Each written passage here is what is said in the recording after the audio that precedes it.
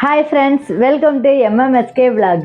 இன்றைக்கி நம்ம வீட்டில் பசங்களுக்கு ஸ்கூலில் லீவு விட்டுட்டாங்க. பசங்க வீட்டில் ஸ்நாக்ஸ் வேணும்னு பயங்கர தொந்தரவுங்க. அவங்களுக்காக ஒரு சின்னதாக என்னென்னா வீட்டில் கேஷ்யூ இருந்தது. அதை வச்சு கொஞ்சம் ஸ்நாக்ஸ் செஞ்சு கொடுக்கலாம். அவங்க நட்ஸ்லேயே ஸ்நாக்ஸ் செஞ்சு கேட்டாங்க. அந்த ஸ்நாக்ஸ் தான் எப்படி செய்யலாங்கிறத பார்க்கலாமா? அங்கே வீடியோக்குள்ளாடி போகலாம்.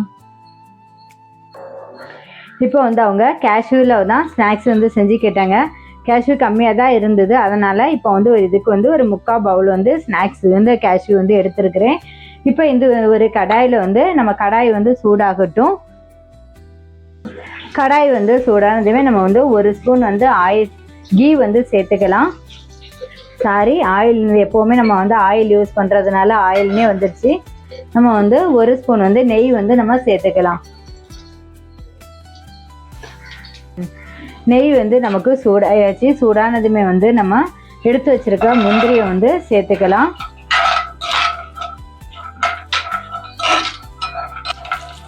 இப்போ இது நமக்கு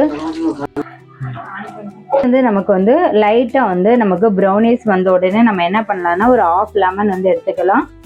1/2 லெமன் இதுக்கு சாட் மசாலா எதுவுமே நமக்கு தேவையில்லை. இதுக்கு மேலே லைட்டாக விட்டுக்கலாம். ரொம்ப விட வேண்டாம், லைட்டாக விட்டுக்கலாம். இந்த ஸ்டேஜில் நம்ம உப்பு சேர்த்துக்கலாம். இதில் உப்பு 1 ஸ்பூன் போதும். அது கூடவே நம்ம பெப்பரை ஒரு 1/2 ஸ்பூனு, 1/2 ஸ்பூன் வத்தல் தூள், மிளகாத்தூள் இது சேர்த்து ஒரு 5 நிமிஷம் அப்படியே மிக்ஸ் பண்ணி விட்டுட்டாலே போதும். டேஸ்டான மசாலா முந்திரி ரெடி ஆயிடுச்சு.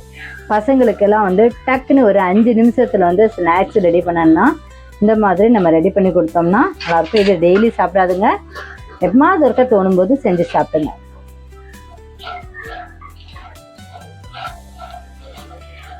டக்குன்னு பட்டுன்னு சாப்பிட்றதுக்கான ஒரு ரெசிபி தான்.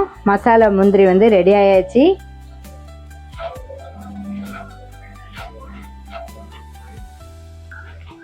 இப்போ நமக்கு அதிரடியாக ஒரு ஸ்நாக்ஸ் ரெடி பண்ணணும் அப்படின்னா மசாலா முந்திரி ரெடி ஆயாச்சு.